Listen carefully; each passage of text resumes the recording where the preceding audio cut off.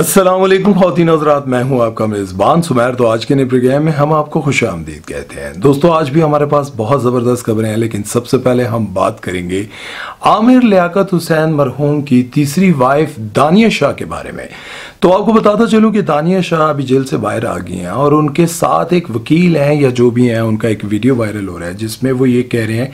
कि लोग मुझसे ज़रिया आमदनी पूछते हैं कि आप इतना जो लाइफस्टाइल इतना ज़बरदस्त गुजार रहे हैं, ये कहाँ से आपके पास पैसा आता है और आप किस तरह से इसको मैनेज करते हैं। तो उन्होंने बताया कि मैं लोगों की मदद करता हूँ और मेरी जो है वो अल्लाह मदद करता है। अब दानिया मेरे पास आई हैं और उन्होंने कहा है कि मुझे जो है अपनी विरासत का हिस्सा चाहिए। और फिर उसके साथ साथ बड़े बड़े चैनल्स पर उनकी बहुत ज़्यादा चलती थी, लोग उनकी सुनते थे, बड़े बड़े डायरेक्टर्स उनकी बात सुनते थे। तो तूबा ने उनसे शादी की थी इसीलिए कि वो भी शोबिज़ इंडस्ट्री में आ सकेंगी, लेकिन उन दोनों की नहीं बन पाई और उसके बाद उन्होंने दानिया शाह के साथ शादी की। और जब दानिया के साथ उन्होंने शादी की तब भी उनको बहुत फ़ख्र महसूस हो रहा था कि शायद मैंने एक बहुत अच्छी घराने की लड़की से शादी कर लिया, और यकीनन हर इंसान को यही लगता है। लेकिन दानिया वो उनकी वाइफ थी जिन्होंने उनकी वीडियोस लीक की थी। जाहिर है कि मियाँ बीवी एक दूसरे का लिबास होते हैं और इज़्दवाजी जिंदगी में दोनों किसी भी तरह से किसी भी हालत में एक दूसरे के साथ बैठ सकते हैं, लेकिन मियाँ या फिर बीवी का ये काम नहीं बनता कि वो बगैर कपड़ों के अपने शोहर या अपने बीवी की वीडियोस बनाकर उसको अपने पास रख ले और जब हालात ख़राब हों और उनको वायरल कर दे। इस तरह का काम किया था जिसकी वजह से आमिर लियाकत ये सब कुछ बर्दाश्त नहीं कर पाए थे और डिप्रेशन का शिकार हुए और फिर आखिरकार उन्होंने खुदकुशी कर ली थी। बहरहाल दानिया अब ये कहती हैं कि मुझे मेरी विरासत का हिस्सा मिले। तो आप सबको शायद याद होगा कि वो ये कहती थी जब कि हमारे दरमियान अब कुछ नहीं रहा, हम दोनों अलग हो चुके हैं। लेकिन जब आमिर लियाकत हुसैन की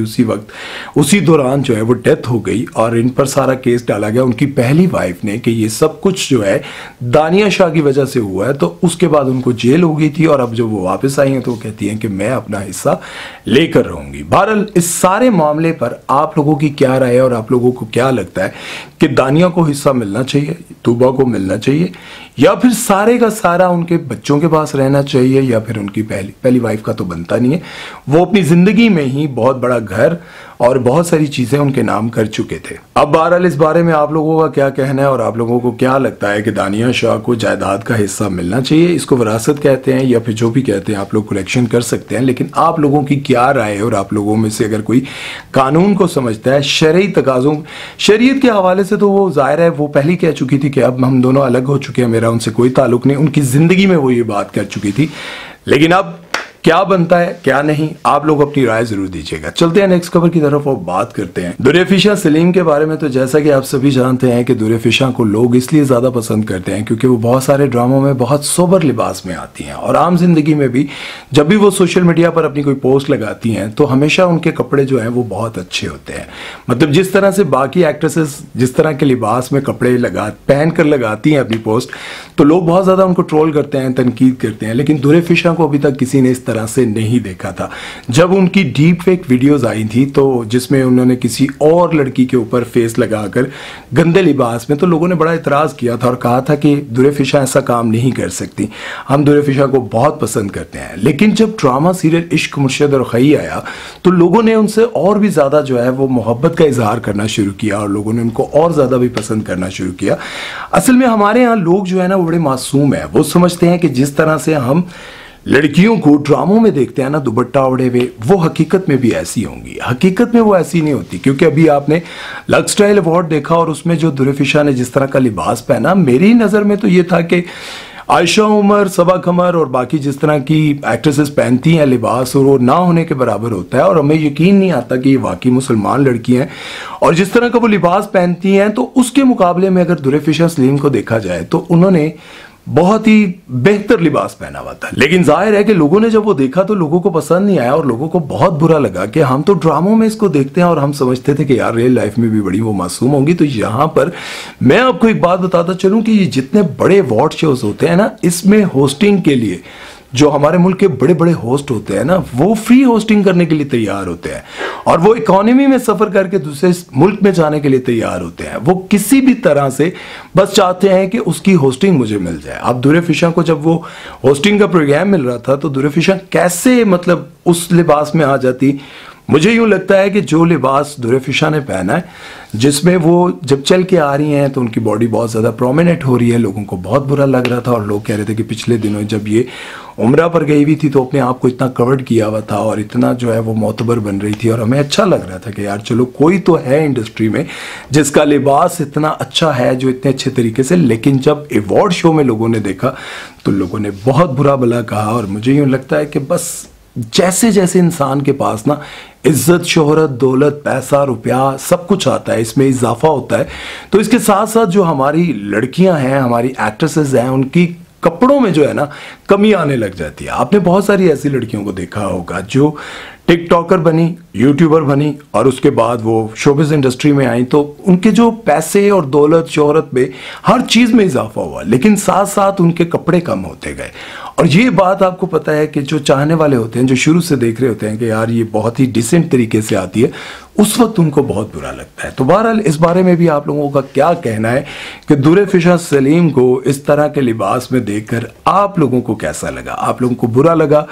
तो भी आप अपनी राय दे सकते हैं और अगर आपको अच्छा लगा तो सानू की लगदार है। चलते हैं नेक्स्ट खबर की तरफ, वो बात करते हैं जी ड्रामा सीरियल परिजात सीजन 2 के हवाले से। तो बहुत जल्द आपको परिजात सीजन 2 देखने को टीवी पर मिलेगा और उसमें आपने पहले जो है उस कहानी में पहले आपने देखा था कि परिजात और रुशना शाह को मेन किरदार में दिखाया गया और यूं लगता था कि ये कहानी आगे चलकर साथ चलती रहेगी और इन्हीं की मोहब्बत की कहानी जो है, लेकिन आगे चलकर आपको यमुना जैदी देखने को मिली और उस वक्त यमुना जैदी का वो कैलिबर नहीं था शायद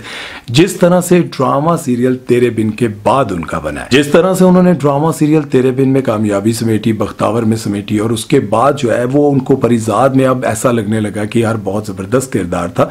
अब जब ये ड्रामा आपको देखने को मिलेगा तो आप लोगों में से बहुत सारे लोग शायद ये नहीं जानते कि हो सकता है कि आपको परिजात में यमुना जैदी की जगह कोई और देखने को मिले, लेकिन मुझे यूं लगता है कि अगर यमुना जैदी को चेंज कर दिया गया तो शायद कहानी में वो मजा ना रहे और परिजात का किरदार अगर उनको चिट्टा कर दिया गया या फिर जिस तरह से वो ड्रामे में इंजेक्शन लगवाकर अपने आप को बदलना चाह रहे थे, मेरा ख्याल है कि आगे शायद ऐसी कोई कहानी दिखाई जाए। तो परिजात जिन जिन लोगों को बहुत ज्यादा पसंद आया था, मुझे भी बहुत पसंद आया था और इत्तेफाक की बात है कि अभी मैं उसका 25वां एपिसोड आज भी देख रहा था और उसको देखकर मुझे यूं लगता था कि यार इस ड्रामे को लिखने वाले ने बड़ा कमाल लिखा है। मतलब जिंदगी में बहुत सारी चीज़ों को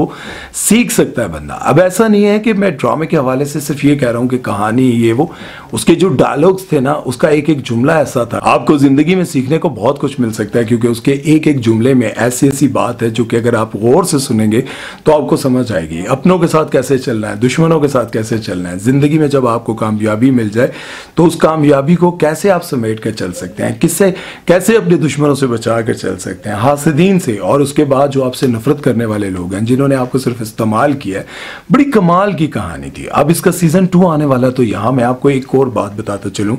कि बहुत सारे ड्रामों का सीजन 2 आने वाला है और उसमें कौन कौन काम करने वाला है, कौन कौन से किरदार चेंज होने वाले हैं, इसकी एक मेन वीडियो आज मेन चैनल पर लगेगी और उसमें मैंने सारे ड्रामे कवर किए हैं। इंशाल्लाह आपको देखने को मिलेगा। मुझे यूं लगता है कि ड्रामा सीरियल तेरे बिन की कामयाबी के बाद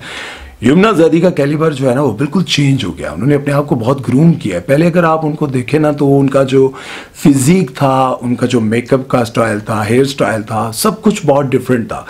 लेकिन जब से उन्होंने ड्रामा सीरियल तेरे बिन किया ना तो तेरे बिन के बाद तो उन्होंने ऐसा अपने आप को चेंज किया है, फिजिक में, ग्रूम और हर चीज़ उन्होंने अपनी मतलब ड्रेसिंग, बहुत सारी चीज़ों को उन्होंने चेंज कर दिया है। तो मुझे यूँ लगता है कि शायद अब डायरेक्टर, प्रोड्यूसर और ये सब जो है ना चाहेंगे कि यमुना जैदी को लेकर चलें, लेकिन हो सकता है कि यमुना जैदी, मुझे अंदरूनी जो खबरें मिल रही हैं, मुझे यूँ लग रहा है कि यमुना जैदी शायद उनके साथ बहुत सारी चीज़ों की डिमांड करेंगी और वो शायद इन चीज़ों को डिनाई करें, इनकार करें। हो सकता है कि वो उनको ना लें। लेकिन आप लोगों को क्या लगता है कि अहमद अली अकबर के साथ यमुना जैदी ही अच्छी लगेंगी या फिर कोई और ऑप्शन आपके जहन में आता है सीजन 2 में? अगर आप लोगों के जहन में कोई और है तो आप लोग अपनी राय दे सकते हैं।